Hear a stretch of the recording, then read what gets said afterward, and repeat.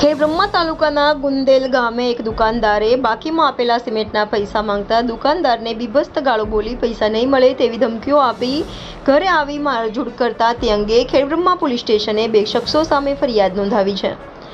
ખેડબ્રહ્મા તાલુકાના ગુંદેલ ગામે Amulbhai Popatbhai Barot Ashapura general store નામની દુકાનમાં કરિયાણું સિમેન્ટનો વેપાર કરે છે।